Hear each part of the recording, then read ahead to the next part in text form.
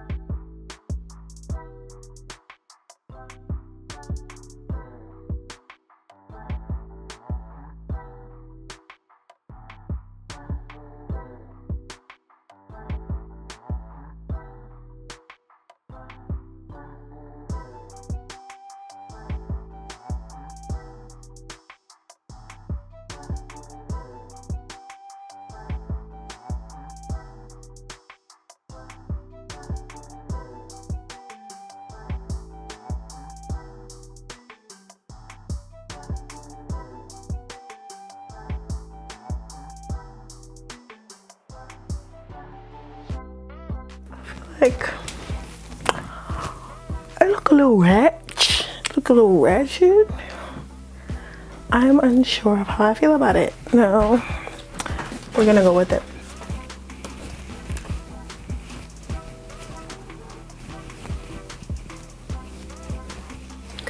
All right, so I'm almost done. Check the baby hairs. It came out good. I like the dark color. I really gotta learn how to tuck hair in so that I don't have like it would have been more ginger. It's like black, brown, ginger. But only thing is I don't really love this hair. Like, look at the ends. The ends are super ratty. And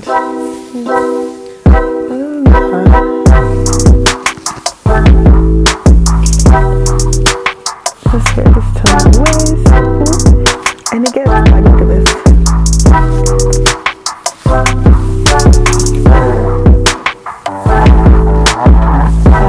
This is the blend. So I put this down a little bit more, but I'm gonna do it for the ends.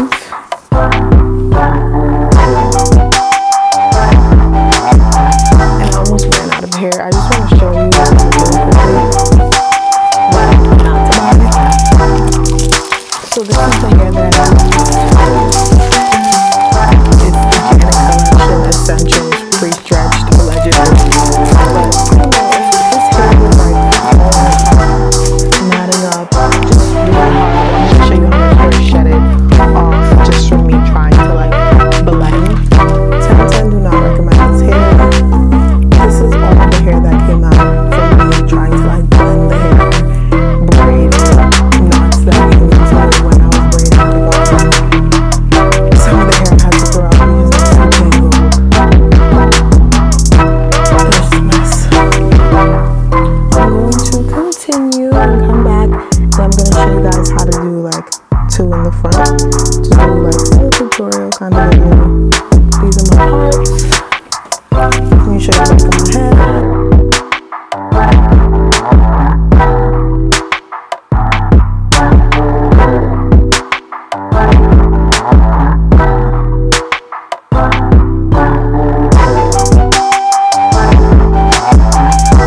This is what I have left. And I have like, let's see, 2, I have 6, 5, 2. I should have brought more even, but honestly it works because the hair is not as heavy as it is. Too soon because these 6 braids are beautiful. And I'm going to show you guys how I do 2 of them, and then I'm going to show you guys the final product of how I dip the hair and all that good stuff. So, be right back. My camera's dying, so I'm going to charge it and I'm going to do these 2 after.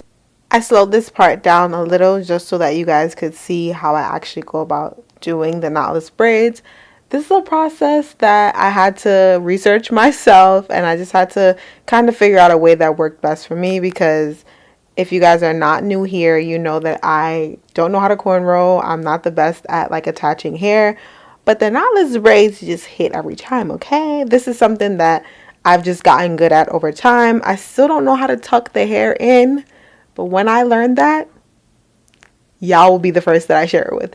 But yeah, so what I've noticed that looks a little neater, and just to make sure that the braid is falling correctly, I like to section my hair out so that when I braid it, it falls to the side of my head versus like when the braid just sits in the front of your head.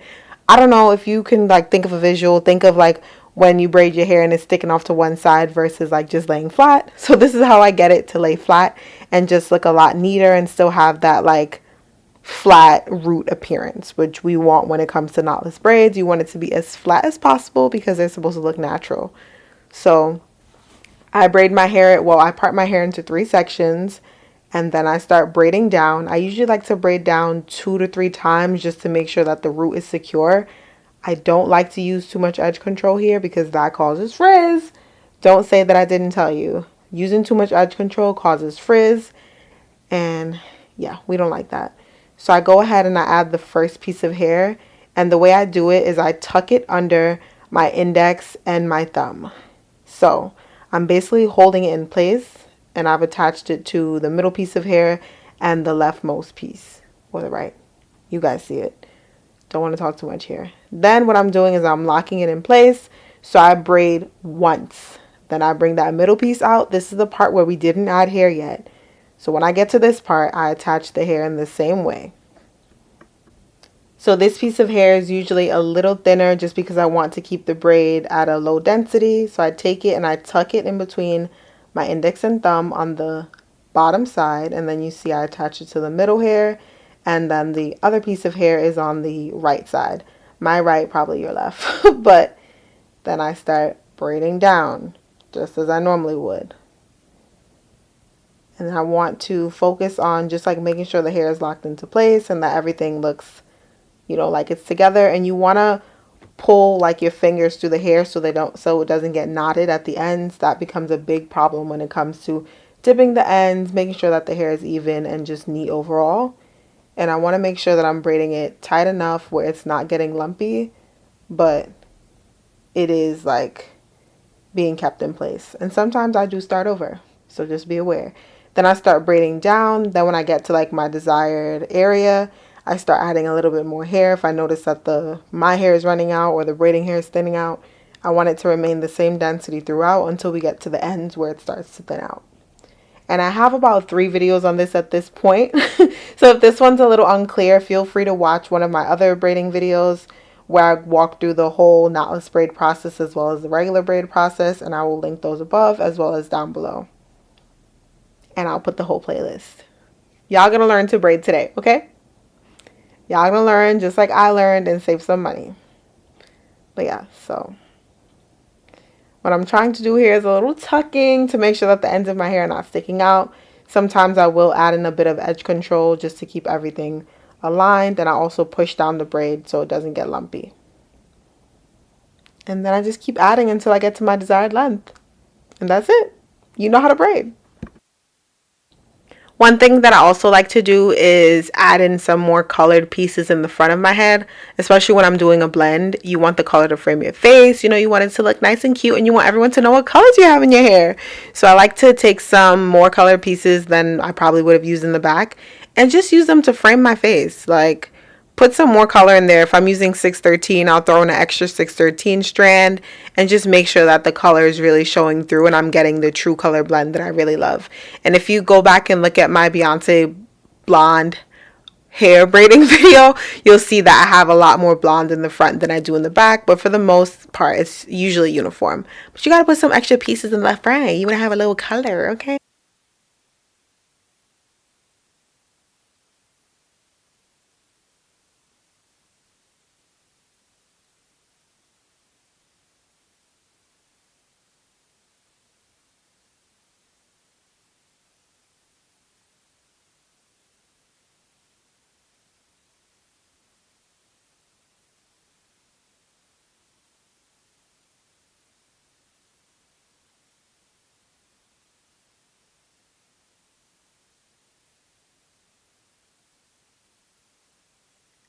I know that braiding can be difficult. It's a task. So I slowed down this section. I realized that I said I slowed down the other one. And this is really the one that's in real time. Just because braiding is hard. Like, I hate seeing a tutorial and it's like sped up. And I'm like, girl, what? So I put this one in real time so that if you'd like to like braid along with me, you can. And yeah, we're going to learn how to do braids. Repeat this as many times as you need to because you will get it. Feel free to drop any questions down below. And yeah, as you can see, the part probably wasn't to my standards of straight, but I was like, girl, I'm not taking that other braid out. So sometimes it's just like that. Like, it's really just like that. Another tip that I'd like to give is not to make too small of sections, especially in the front of your head. That's your most vulnerable area around your edges and all that stuff. You don't want to thin your hair out with heavy braids. Trust me, I've been there where I put way too much braiding hair in one section and then I've ended up going in and taking some out because I couldn't deal with the weight. So I've come like to kind of get a gauge of how much hair I want on each braid, how big the section should be, and just like really determining the density. This becomes especially difficult when you have hair on the thicker side and you think, oh, well, my hair is thick, it's fine. Girl, no, take it out. It's too heavy. It's too heavy. But yeah, so feel free to drop any questions down below. If you haven't already subscribed, hit the red subscribe button down below. Follow me on Instagram at Goldenchildchi and all that good stuff. And stay tuned for the final look. I took these braids with me to Cabo. Ooh!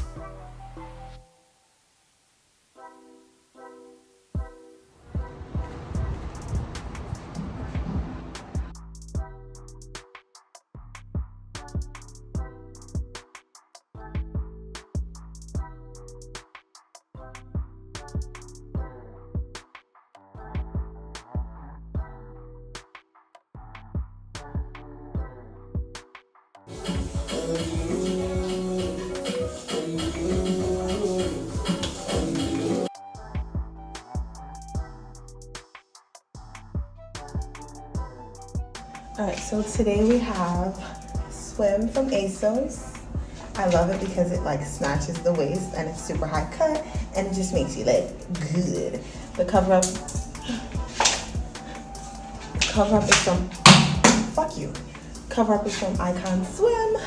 Glasses are Miu Miu. I've had these for a very long time. Earrings are Forever 21. And edges even. This bag is from ASOS, and we have our good old Fenty Body Lava pair of pants because it's fucking cold. I have my body glitter, another one. This is like the Tom Ford Soleil Blanc. It has like more of a scent, but also some glitter in there. And we have our Fenty Gloss Bomb.